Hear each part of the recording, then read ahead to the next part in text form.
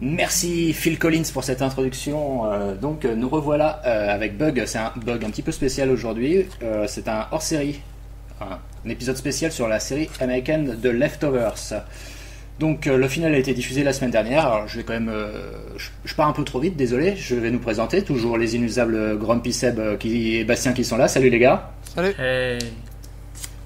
Vous êtes au taquet? En total Bah PLS. apparemment Bastien est déprimé. Ouais. Bah ouais, non mais. Aujourd'hui ça sera encore une émission sans pub parce que le CSA vient de nous infliger notre 3e année consécutive sans pub, donc nous ne sommes toujours pas payés. Voilà, donc on va tout de suite attaquer par dans le vif du sujet avec donc le final de The Leftovers qui a été diffusé dimanche dernier aux États-Unis. Les garçons, qu'est-ce que vous en avez pensé? C'est totalement bouleversifiant. Bah moi non, pas du tout, je me suis un peu fait chier pendant tout l'épisode. D'accord. Eh bien, merci. À la semaine prochaine. Prenez soin de vous. Non, alors, les avis sont un peu... à part Seb, là, on a envie de dire que les avis sont dithyrambiques dans la presse française. Moi, je n'ai vu que des louanges à propos de ce final. Et est-ce que vous vous joignez à ce concert de louanges ou pas? Bah, Seb, non, dis-nous pourquoi tu t'es un peu ennuyé. Bah en fait c'est surtout que j'ai l'impression que cette 3ème saison servait strictement à que dalle. Ils nous ont fait chier avec toute leur histoire de religion là sur le fameux flood qu'il va avoir, etc. Et au final dans le précédent épisode bah, il se passe absolument rien. Et puis t'arrives sur un épisode final qui se concentre pas sur les personnages mais uniquement d'eux, en te racontant encore un truc qui se passe beaucoup plus loin dans le futur. Tout à fait. Et j'en avais strictement rien à branler à part la scène finale où justement on te raconte ce qu'on n'a pas vu fondamentalement, et où j'ai trouvé très intéressante. J'aime bien quand il y a deux personnages qui se retrouvent l'un face à l'autre et qu'il y a des très longs tunnels de dialogue comme ça, souvent c'est très très beau. Là en l'occurrence c'était bien, mais après 1 heure d'épisode où j'en avais rien à branler, bah c'était un peu vide, donc ça m'a un peu fait chier. Mais t'aimes pas trop le thé aussi à la base, c'est ça? Non, voilà. Mais donc tu fais partie de ceux qui justement auraient aimé voir en image le récit du personnage de Carrie Coon. Pas spécialement, non, même pas. J'aurais juste préféré qu'il me raconte un autre truc, quoi. Okay. N'importe quoi, mais pas forcément, j'ai pas besoin, je suis pas du genre à vouloir absolument résoudre les mystères. Moi, le fait que peut-être elle ment ou qu'elle ment pas, on sait pas. Je m'en fous complètement, ça me dérange absolument pas, mais non, c'est tout ce qui est raconté. J'en ai rien à foutre de cette histoire qui se passe, genre, je sais pas, 20-30 ans plus tard, quoi. Mais du coup, c'est un problème, je pense, carrément plus important, c'est qu'en fait, tu t'en fous des personnages de base, je pense. Non, justement, c'est complètement l'inverse. J'ai l'impression qu'on a zappé tout plein de trucs super importants pour aller directement dans genre, vous avez pas vu ça venir, hein, bah on est des petits malins.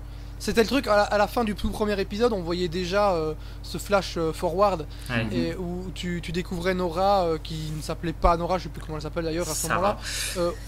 Et on lui demande oui, sans doute. Josiane Balasco, d'ailleurs c'est elle qui la joue. Oui. Coupe de cheveux. Non mais c'est Yolande Moreau en fait, hein. Personne ne l'a reconnue mais c'est Yolande Moreau.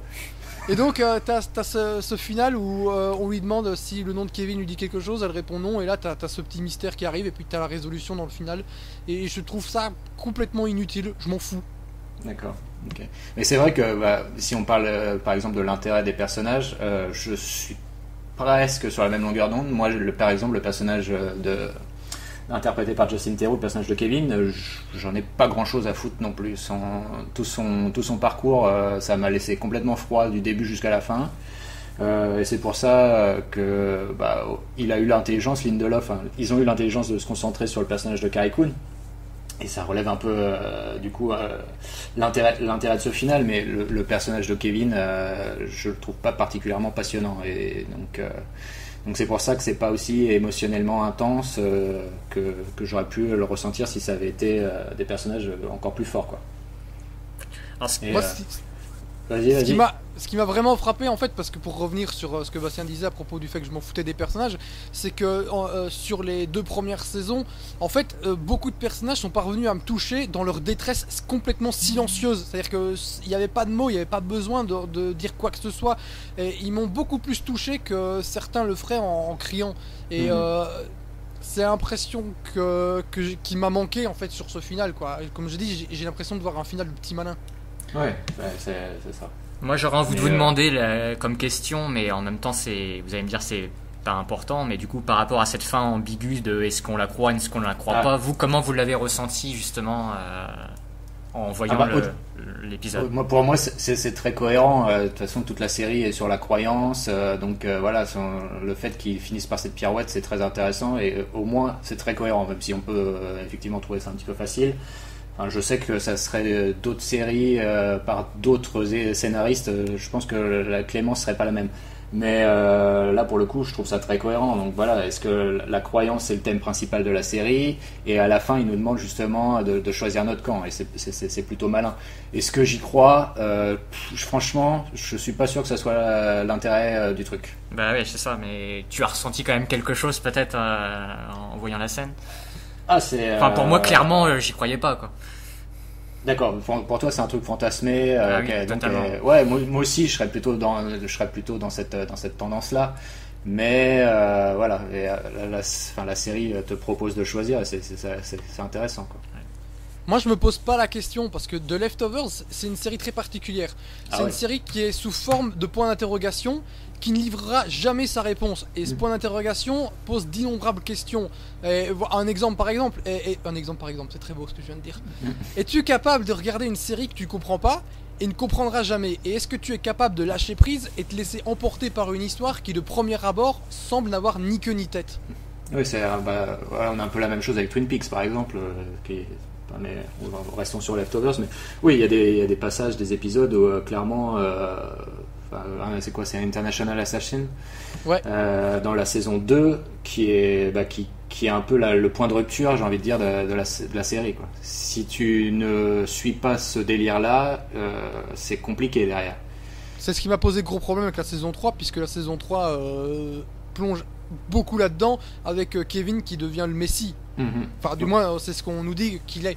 Oui, il y a tout un délire religieux qui est fait autour de Kevin, qui est particulièrement, moi je dirais pas franchement intéressant, parce qu'on l'a déjà vu ailleurs, mieux raconté et mieux traité. Donc voilà, je sais qu'après ça fonctionne bien sur plein de personnes.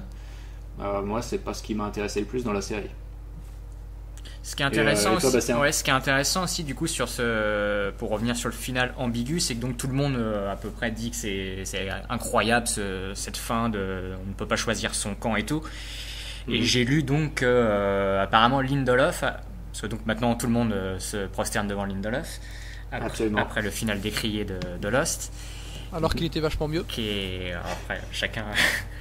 Moi j'aime les deux, voilà. Et Lindelof expliquait que lui en fait il voulait apparemment dans le final montrer justement cet autre monde où Nora allait. Ouais, je l'ai lu aussi. Et en fait apparemment il aurait même convaincu tous les gens qui travaillaient, les scénaristes et tout ça, et c'est la seule personne qui a dit non, faut pas qu'on le montre, c'est Tom Perrotta, et qui s'est placé seul contre tous en disant non, il faut qu'on garde ce mystère et qu'on ne montre pas l'autre côté. Mais en même temps, tant mieux qu'il ait dit ça, puisque depuis le début de la série, Lindelof disait qu'on n'aurait pas la réponse sur ce qui était arrivé à ceux qui ont disparu. Donc ça aurait été complètement contradictoire avec ce qui avait été dit depuis le début. Ouais, puis montrer la vérité. Et c'est pareil, quand t'as un petit peu de jugeote, tu devines très vite que la série s'en fout complètement, que c'est pas l'intérêt de la série. On n'est pas justement dans une série à mystère. Même si par moment on a eu l'impression que ça allait retomber là-dedans. Je me souviens dans la saison 1, je crois, avec la couverture d'un magazine où il y avait le National Geographic. Voilà, c'est ça, où je me suis dit putain, il va nous relancer des trucs comme dans Lost. J'en étais très friand dans Lost, sauf que voilà, on a eu une issue plus ou moins convaincante et satisfaisante. Mais je me suis dit merde, il repart dans ses travers, et au final non, c'est quelque chose qu'il a très vite réprimé dans The Leftovers. Je pense qu'il a beaucoup souffert sur ce qui a été dit sur la fin de Lost. Ouais, je me souviens quand Breaking Bad. Je pense que nous on a beaucoup souffert, par exemple avec Prometheus. Ouais, je pense que c'est pas sa faute, mais soit. C'est la faute de Scott, parce que c'est lui qui a exigé des trucs et Lindelof a écrit derrière, parce qu'on lui a demandé. Bref. Qu'est-ce que j'allais dire moi maintenant? Je ne sais plus.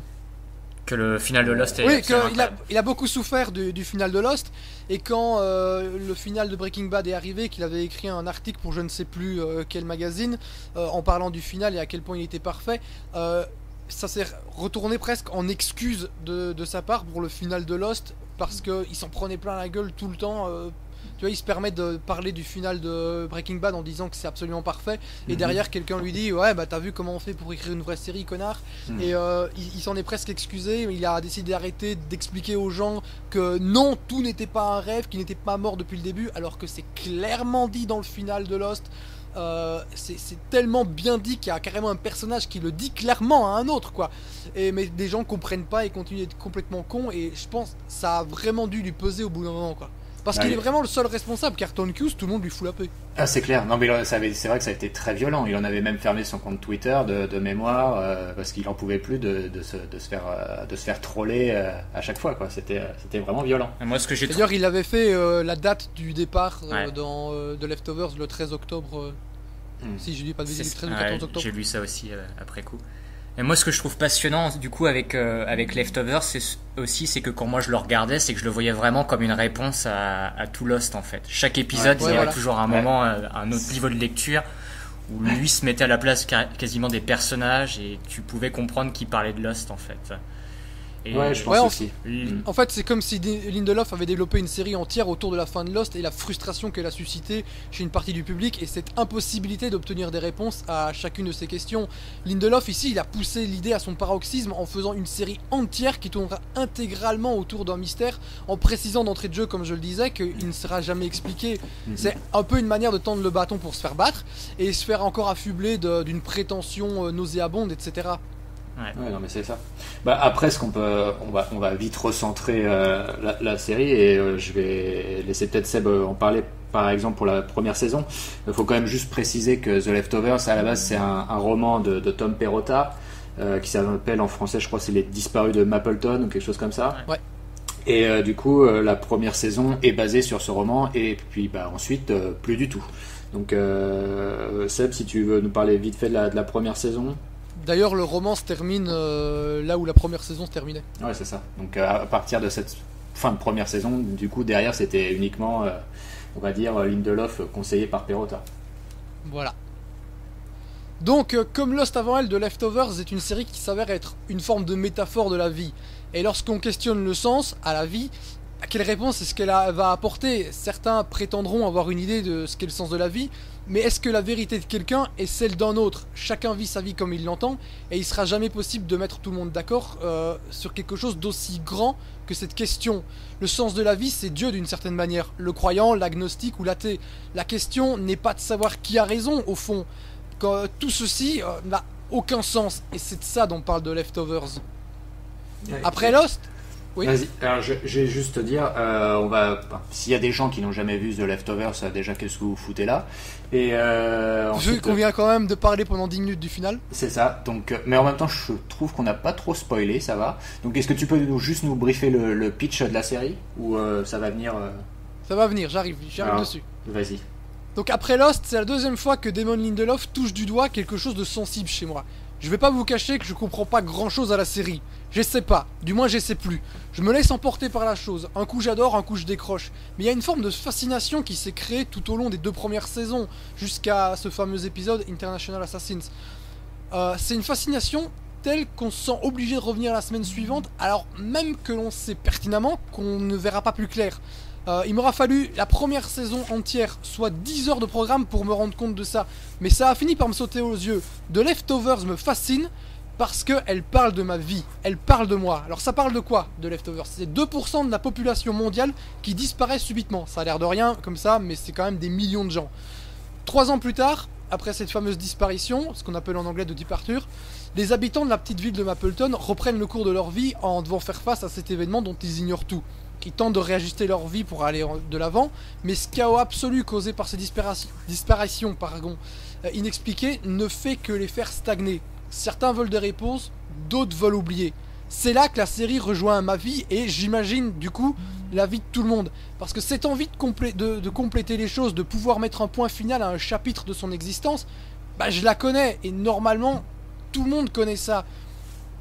C'est comme les personnages de la série en fait, au fil des mois et des années, tout ne cesse de prouver que jamais on y aura droit, que jamais on aura d'autre choix que d'accepter les choses telles qu'elles sont, sans jamais pouvoir clore quoi que ce soit. The Leftovers, elle s'adresse à ces gens-là, à moi.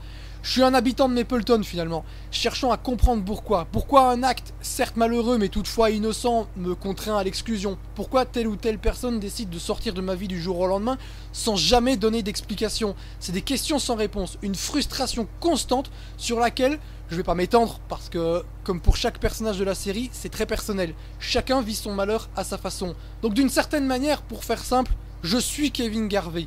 Le jeu de sourcils en moins, et la taille du sexe aussi probablement.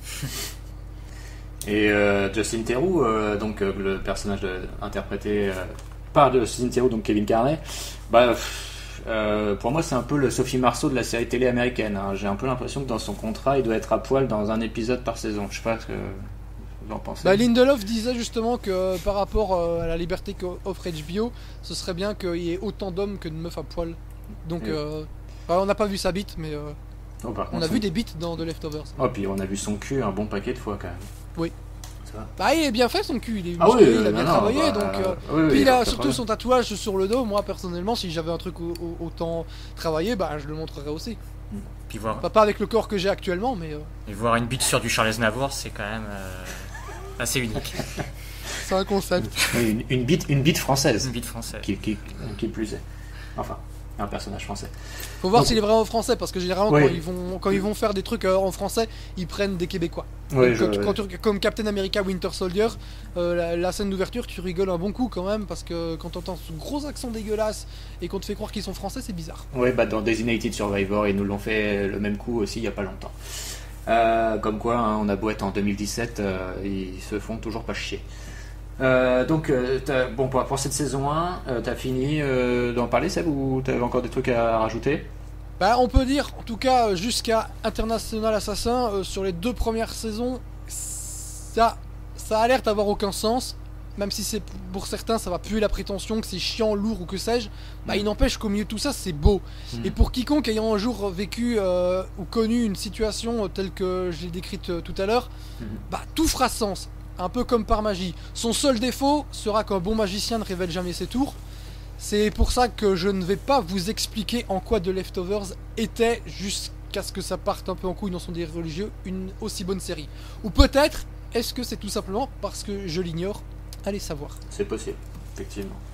Mais justement, donc c'est ce qu'on disait en préambule, c'est que la saison 1 se base sur le bouquin, et donc à partir de la saison 2, les mecs sont sur des rails qu'ils ont à eux-mêmes à créer, et on voit tout de suite la différence. Enfin, il y a des persos et des intrigues qui sont dégagés direct. Je sais pas si vous vous souvenez, les gars, mais par exemple la fille et le fils de Kevin, on les voit quasiment plus. Dans les saisons 2 et 3, ils sont aux abonnés absents, alors que dans la saison 1, ils étaient très très présents.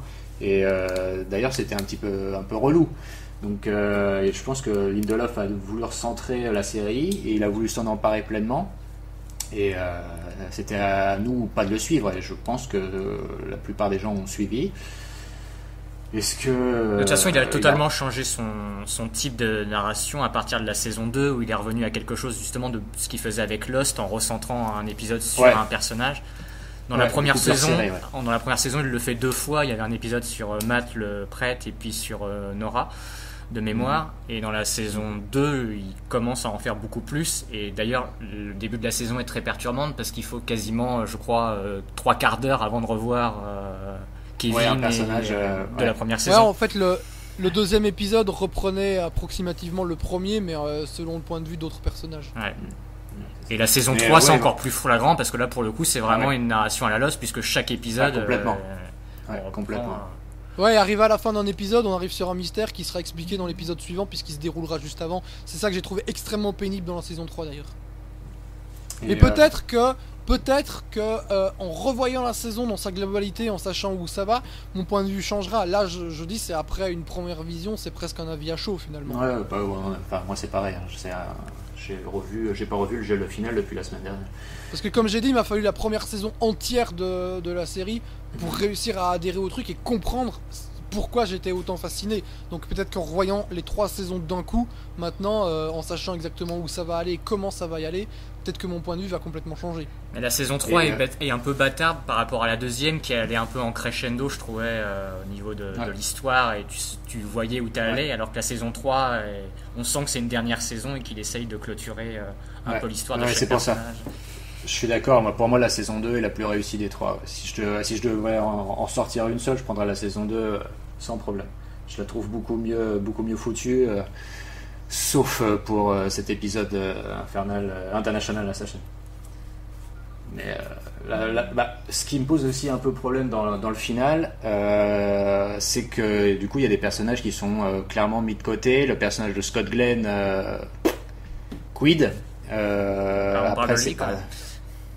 Oui, on parle de lui, mais il était dans son délire pendant toute la saison, sur la fin du monde. Moi, c'était un personnage que j'aimais beaucoup. Parce qu'en fait, justement, c'est ce que je disais par rapport à ma frustration sur cette saison, qui n'amène absolument à rien. Le mec, pendant toute la saison, il est en train de s'exciter à mort sur la fin du monde, tout ça, qui doit absolument pêcher, puis il y a rien qui se passe. Et c'est ça qui est génial. Et ça se conclut comme ça, il n'y a pas de suite pour le personnage. J'aurais voulu savoir comment il vit le truc, quoi. C'est tous ces petits manchons qu'on se raconte, toutes ces petites histoires finalement qui n'arrivent pas, et chaque fin d'épisode est comme ça une apocalypse pour chaque personnage en fait. Oui, il y a de ça, et tu parles justement des petits mensonges et compagnie, et je sais pas, je suis peut-être le seul à penser ça, mais moi le final justement de Carrie Coon face à Justin Theroux, quand elle lui raconte le récit possible ou pas de ce qui s'est passé, ça m'a vachement fait penser au final de l'Odyssée de Pi. J'y ai pensé aussi. Donc je suis pas tout seul à y avoir pensé. J'y avais pas pensé, mais maintenant que tu le dis, ça saute aux yeux. Justement sur la base, sur le récit, la force du récit et tout, et c'est très, très, très intéressant et très cohérent. Et déjà l'Odyssée de Pi était aussi un peu religieux, il y avait plein de... C'est deux choses que je mettrais quand même assez en parallèle sur ce final. Mais est-ce que dans cette saison 3, par exemple, là je vais parler uniquement de mon ressenti, pour moi le meilleur épisode de cette saison 3 c'est l'épisode 6, centré sur le personnage d'Amy Brenneman, et qui est absolument, là pour le coup, même si il y a un petit côté tire-larme, c'est quand même plutôt bien amené, ça reste hyper classe. Et c'est de loin, je trouve, l'épisode le plus fort de la série, et j'ai été bien plus ému par cet épisode-là que par le final, par exemple. Ouais. Je sais pas mais du coup, t'as pas été perturbé par le final, par le fait que finalement elle ne meurt pas ou Parce que pour moi, clairement, à la fin de l'épisode 6, elle se suicidait. Donc, moi aussi. Attends, je suis en train de me demander. Ah, mais oui, c'est vrai, on la revoit dans le final, oui. Oui, puisqu'elle communique encore avec Nora, et c'est la seule qui sait où est Nora. Ah oui, mais c'est complètement con en fait. C'est de la merde. Voilà. Et du coup, est-ce que tu aimes toujours cet épisode? C'est carrément de la merde. Non. Non, l'épisode en lui-même, si je l'isole, il est excellent. Enfin, si je l'isole jusqu'aux 2 derniers épisodes, quoi. Non, il est très bon, mais oui, c'est vrai qu'en fait, donc du coup, en fait, tout le dernier épisode, c'est du mytho. Hein. Eh ben oui. Et du coup, Lindelof a parlé aussi de ce cas de figure-là, de ne pas avoir tué Laurie finalement dans le final, comme on pouvait le penser. Et il explique qu'en fait, aussi était parti du principe qu'elle est morte à la fin de l'épisode 6, mais quand ils ont fait le dernier épisode, ils se sont dit il y a quelque chose qui va pas, c'est pas cohérent finalement avec le personnage, donc ils se sont dit qu'il fallait pas la tuer. Oh putain, c'est quand même. Ils auraient peut-être pu réécrire quand même l'épisode 6 du coup, parce que. Il n'y a même pas besoin de réécrire, il suffisait juste de supprimer la dernière scène. Mais je pense que la vérité est plutôt dans le fait que dans le dernier il tue déjà Matt, donc il voulait pas non plus tuer un peu tout le monde et que ça soit extrêmement dépressif. Il était mort 2 épisodes avant, 30 ans plus tôt, donc. La foire à la saucisse. Il est un peu déconné, la Lindelof. Par contre, il y a un truc que je tiens à relever sur The Leftovers, et je trouve que c'était déjà un peu le cas dans Lost. C'est qu'il est très très fort pour écrire les personnages féminins, Lindelof. Moi je les trouve très bons. Et alors je sais, Bastien, que ça te parle particulièrement, les personnages féminins. Et du coup, est-ce que vous êtes d'accord ou pas? Parce que moi j'ai toujours l'impression que ces persos, que ça soit celui de Carrie Coon ou celui d'Amy Brenneman, ils sont hyper intéressants et ils sont vachement plus caractérisés que les personnages masculins que je trouve un peu fadoches. Nora, Nora elle est quand même c'est exceptionnel, surtout dans le dernier épisode où tout le monde s'en rend compte. Quoi? traître à ta propre cause, quoi. Bah ouais, mais là, pour une fois qu'un personnage féminin, justement, je trouve, est extrêmement touchant. Et Nora, en fait, c'est vraiment une... Ouais, Carrie Coon est... Carrie Coon, c'est la révélation du show. C'est la révélation. Clairement, c'est en fait il était absolument magnifique dans Gone Girl de David Fincher et qui aurait mérité au moins une nomination à l'Oscar. Je dis ça, je dis rien. Non, on est d'accord. Petit bras levé. Lorenzo Lamas. Mais son personnage, c'est Kate dans Lost, mais en beaucoup plus réussi. Parce qu'il y a quand même des similitudes entre les personnages. C'est quand même des personnages très masculins, même dans leur féminité, je trouve. Ouais. C'est un peu des garçons manqués. Ouais.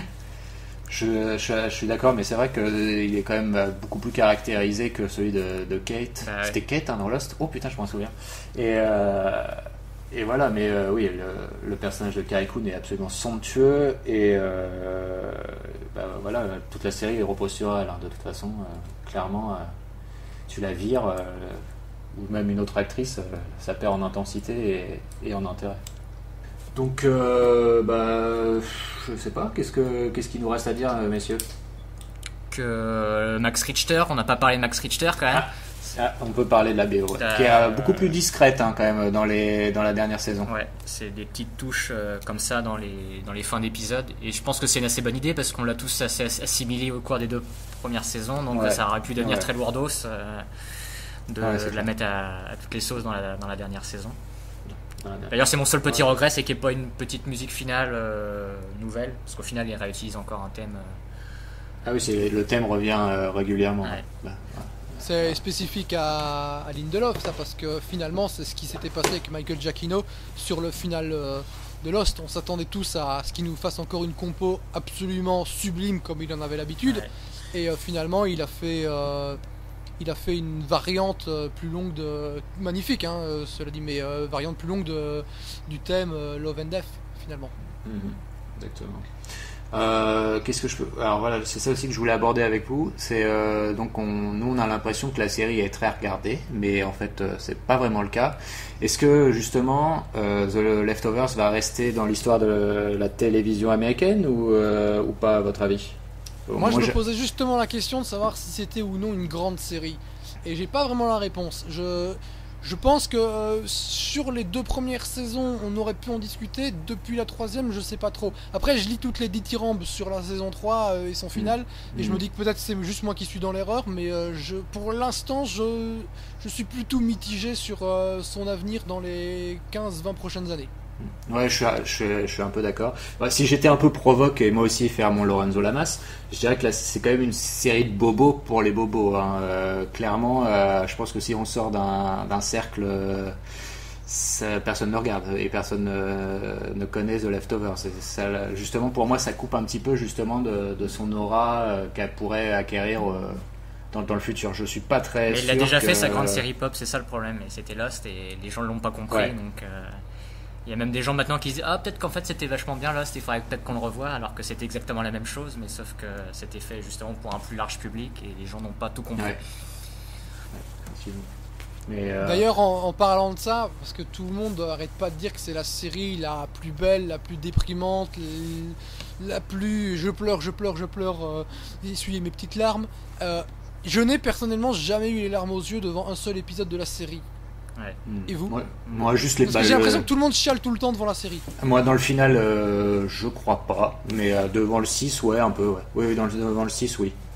Moi 2 fois, à la fin du 6 quand elle a le coup de téléphone avec sa fille, et puis la fin avec je te crois, ça a fonctionné. Ouais. Moi je dirais que vous êtes sensible en fait.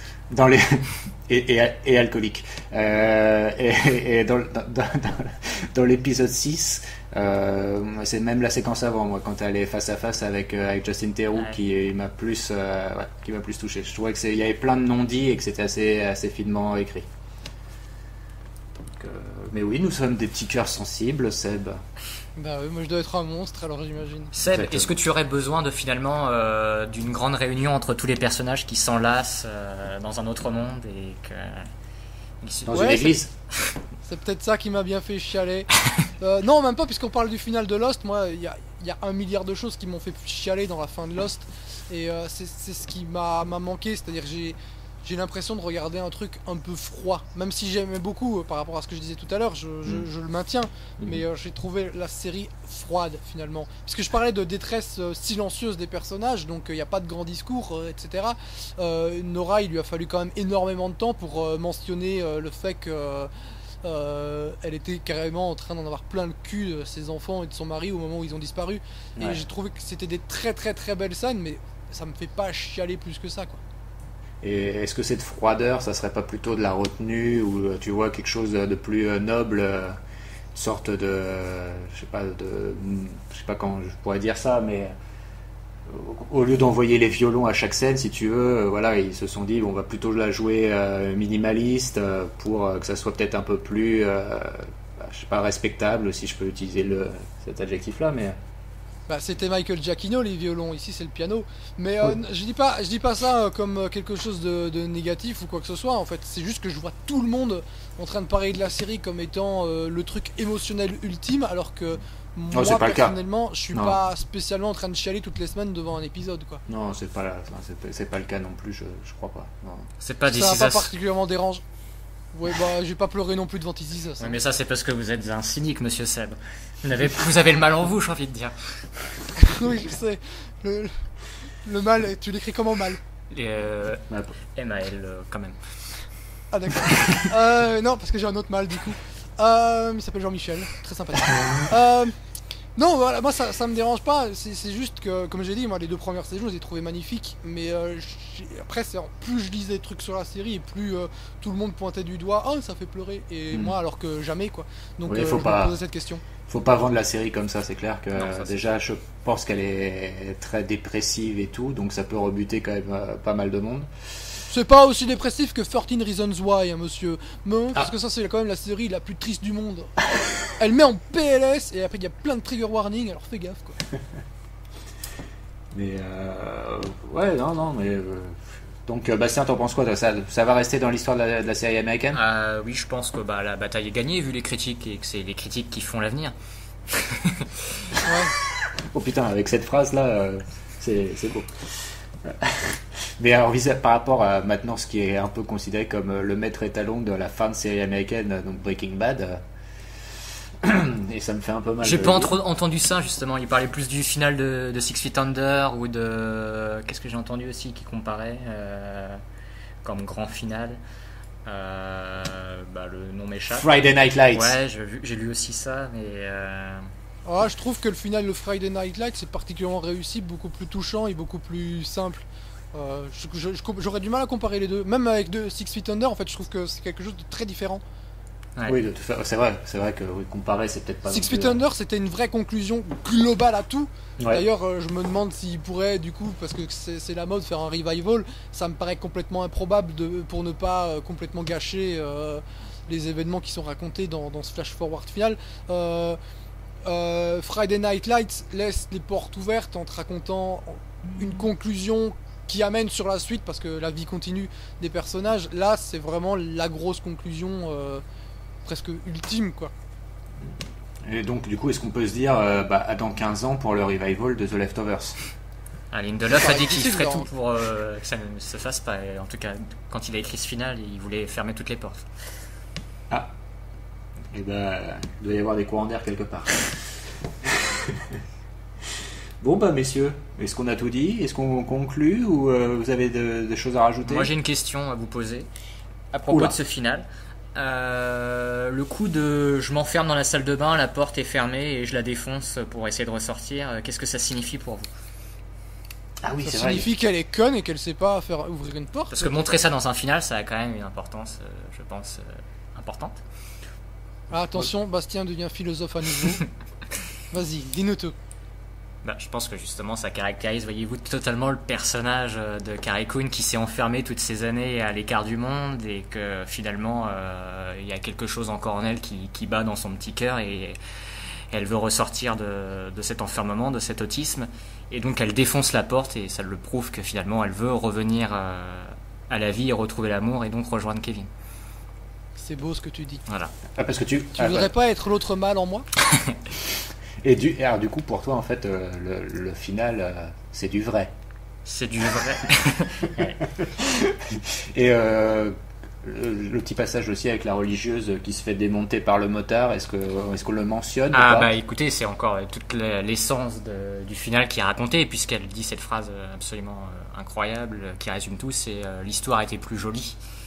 Et donc exactement. Ça résume toute la série où effectivement c'est des gens qui se racontent des histoires plus jolies et Lindelof a essayé de se raconter une histoire plus jolie aussi, contrairement au film. C'est très redondant ce final, hein, quand même. Il prend vraiment les spectateurs pour des teubés en leur racontant 25 fois la même chose au cas où tu n'aurais pas compris. Ouais. Même le book. Moi j'ai trouvé que c'était une très belle scène avec le book. Quand elle va comme ça le sauver. Ouais. Parce que j'aime les animaux plus que les gens. Bah, je pense que c'est la plus belle scène de book de l'histoire de la télévision américaine. Si on ne compte pas de Social Network. Vous avez la blague, j'espère. Il y a une scène de book de Social Network ? Non, Facebook. Ah putain, vous n'avez pas la blague. Non, je l'avais pas. Merci de nous fournir le mode d'emploi. D'ailleurs, rappelons que le dernier épisode s'appelle Book of Nora. Exactement. Oui, exactement, oui. Une pensée pour les gens qui aiment l'humour et qui nous écoutent. On est désolé. Désolé, ouais, effectivement.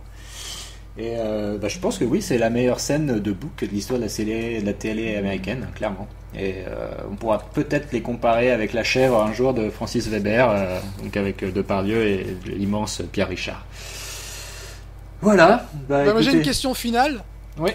Est-ce que vous pensez que Lindelof va revenir à la télé faire quelque chose, étant donné qu'au cinéma il se fait un peu massacrer à chaque fois ? Qu'est-ce qu'il va faire malgré la qualité des films ou pas. Moi personnellement, Tomorrowland de Brad Bird, pour moi c'est un film immense, mais le film s'est quand même fait démonter. Donc est-ce que vous pensez qu'il va revenir à la télé ou faire autre chose ? Là on est au même point que l'avant-dernier épisode avec donc Scott Glenn et Kevin qui est sur le toit. Now what pour lui ? Et maintenant qu'est-ce qu'il va nous faire ? Et je pense qu'il va revenir au cinéma parce que la télévision là il a un petit peu tout donné, donc il va refaire 2-3 petites merdes et puis finalement il reviendra à la télé parce qu'il se rendra compte que c'est là qu'il est le meilleur quand même. Je pense que je suis pas tout à fait en désaccord avec toi, même je pense qu'effectivement là il a le vent en poupe, alors du coup il va se sentir pousser des ailes. Il va écrire probablement Mission Impossible 8 et ça sera pas bien, donc après il fera encore Mission Impossible c'est toujours bien. Qu'est-ce que tu racontes ? Ou alors il écrira Jurassic World 14. Un spin-off de Star Wars peut-être. Ah oui, je le vois très bien sur un spin-off de Star Wars, effectivement. Mais mais clairement je pense qu'effectivement sa place est à la télé. Surtout parce qu'il a beaucoup plus de liberté en plus. Parce que c'est ce que je disais sur Prometheus. En fait, il a fait un travail d'exécution. Il a réécrit le script par rapport à ce que voulait Ridley Scott. Et finalement, il a rien vraiment mis à lui dedans, quoi. J'espère pour lui parce que quand même, quelle belle merde. Je pense que la meilleure chose qui pourrait lui arriver, en fait, ça serait d'arriver dans l'équipe de scénaristes de Westworld. Parce que je pense que dans Westworld, ce qui manque, c'est un Lindelof derrière.